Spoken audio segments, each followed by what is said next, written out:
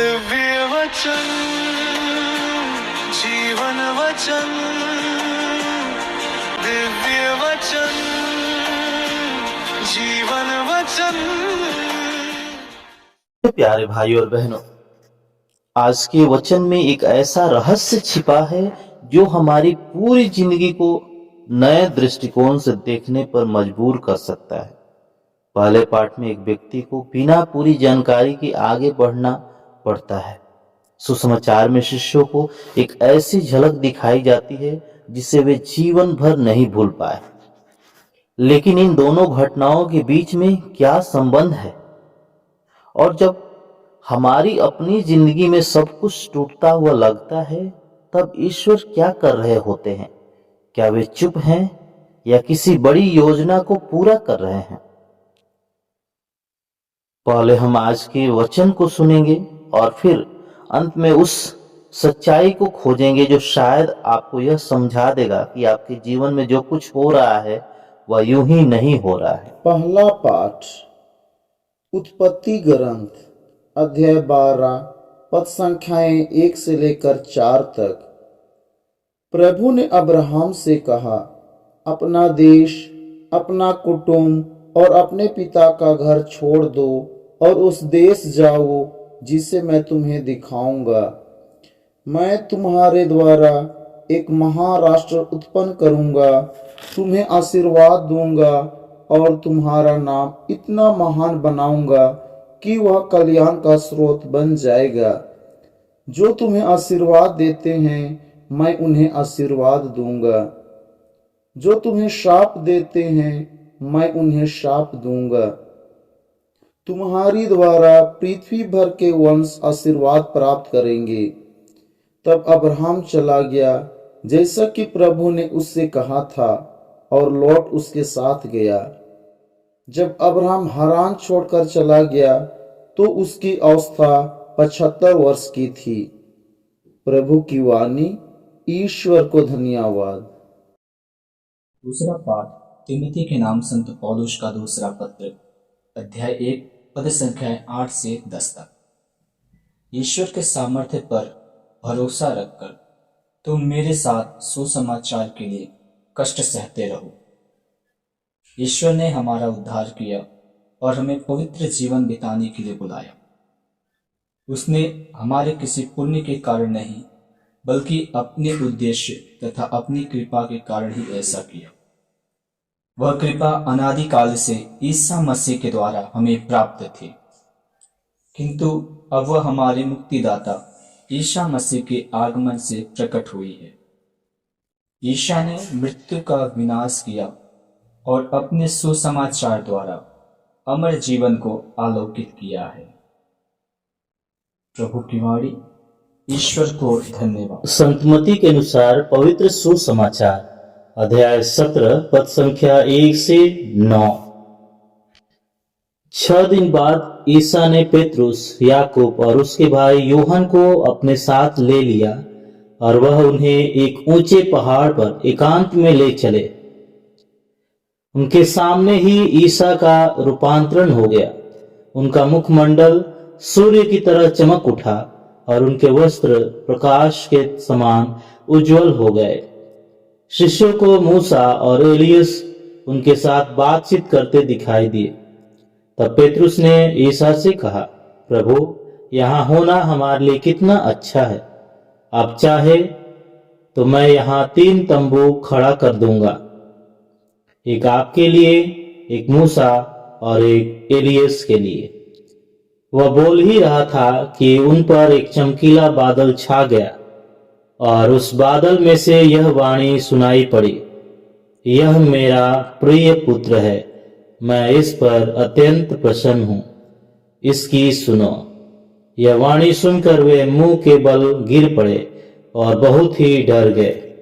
तब ईसा ने पास आकर उनका स्पर्श किया और कहा, उठो, डरो मत। उन्होंने आंखें ऊपर उठाई तो उन्हें ईसा के सिवा और कोई नहीं दिखाई पड़ा। ईसा ने पहाड़ से उतरते समय उन्हें यह आदेश दिया, जब तक मानव पुत्र मृतकों में से जी न उठे तब तक तुम लोग किसी से भी इस दर्शन की चर्चा नहीं करोगे। यह प्रभु का सुसमाचार है। क्रिस्त प्रभु की जय। इसमें प्यारे भाई और बहनों, कई बार हमारी जिंदगी में ऐसे पल आते हैं जब सब कुछ अचानक बदल जाता है। कभी नौकरी चली जाती है, कभी बीमारी आ जाती है, कभी परिवार में परेशानी खड़ी हो जाती है। उस समय ऐसा लगता है कि सब कुछ हमारे हाथ से निकल गया है। हम सोचते हैं अब क्या होगा, लेकिन आज के ये तीनों पाठ हमें एक ही बात सिखाते हैं। हमारे लिए जो कुछ भी हो रहा है वह ईश्वर की जानकारी के बाहर नहीं है। उसकी योजना पहले से तैयार है। आज का पहला पाठ जो उत्पत्ति ग्रंथ से लिया गया है, हमें एक बहुत महत्वपूर्ण घटना दिखाता है। हम देखते हैं कि ईश्वर अब्राहम को बुलाते हैं और उनसे कहते हैं अपना देश, अपना कुटुंब और अपने पिता का घर छोड़कर उस देश जाओ जिसे मैं तुम्हें दिखाऊंगा। जरा सोचिए, यह बात सुनना कितना कठिन रहा होगा। न यह बताया गया कि कहाँ जाना है, न यह समझाया गया कि आगे क्या होने वाला है। सब कुछ अनजान था। फिर भी अब्राहम ने प्रश्नों में उलझकर समय नहीं बिताया। उसने यह नहीं कहा पहले मुझे पूरी योजना दिखाइए तब मैं चलूंगा। वह चला क्योंकि उसे उस ईश्वर पर भरोसा था जिसने उसे बुलाया था। उसे स्थान का ज्ञान नहीं था, पर उसे बुलाने वाले पर विश्वास था।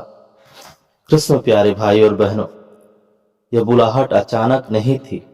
ईश्वर पहले से जानता था कि अब्राहम के माध्यम से वह एक महान राष्ट्र खड़ा करेगा और सारी पृथ्वी को आशीष देगा। अब्राहम को पूरी योजना नहीं दिखाई गई थी, पर योजना पहले से तैयार थी। अब्राहम को केवल पहला कदम विश्वास के साथ उठाना था। जिस प्रकार अब्राहम को पूरी योजना नहीं दिखाई गई थी, उसी सच्चाई को संत पौलुस तीमोथी के पत्र में और भी गहराई से समझाते हैं। अब्राहम ने भविष्य को देखे बिना कदम उठाया क्योंकि उसे भरोसा था कि ईश्वर की योजना पहले से बनी हुई है।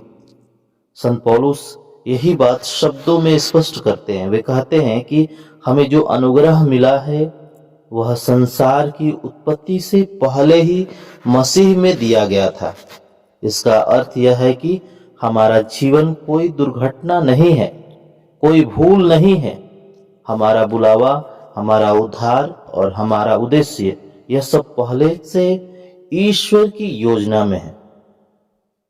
इसलिए कृष्ण प्यारे भाई और बहनों, जब हमारे जीवन में कठिनाई आती है तब रास्ता कठिन हो जाता है।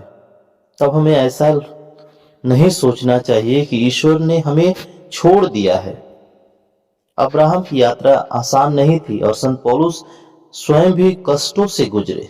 फिर भी वे कहते हैं कि कष्ट योजना के बाहर नहीं है।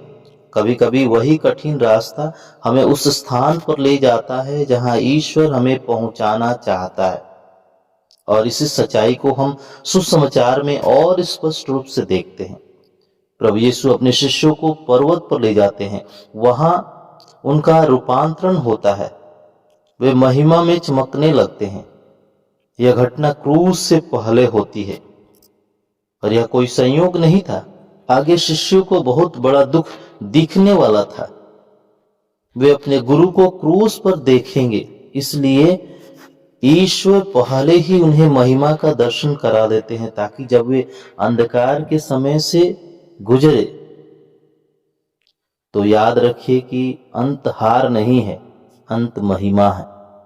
इस प्रकार अब्राहम की बुलाहट, पौलुस का आश्वासन और रूपांतरण की घटना, ये सब एक ही बात की ओर इशारा करते हैं। ईश्वर पहले से जानता है, वह पहले से तैयारी करता है। और जब हम केवल आज का संघर्ष देखते हैं तब भी वह आने वाली महिमा देख रहा होता है। इस प्रकार ये तीनों पाठ हमें जोड़कर एक ही सच्चाई बताते हैं। अब्राहम की यात्रा, पौलुस का साहस और यीशु का रूपांतरण, ये सब यह दिखाते हैं कि ईश्वर की योजना हमारी समझ से बड़ी है। हम आज केवल एक छोटा सा हिस्सा देखते हैं, लेकिन ईश्वर पूरा चित्र देखता है। हम आज संघर्ष देखते हैं, पर वह कल की गवाही देखता है। इसलिए जब जीवन में कुछ समझ में न आए, जब रास्ता अंधेरा लगे, जब दिल डर जाए, तब हमें याद रखना है कि वह पहले से आगे चल रहा है। शायद आज हमें पूरी योजना दिखाई नहीं दे रही, लेकिन उसकी योजना चल रही है।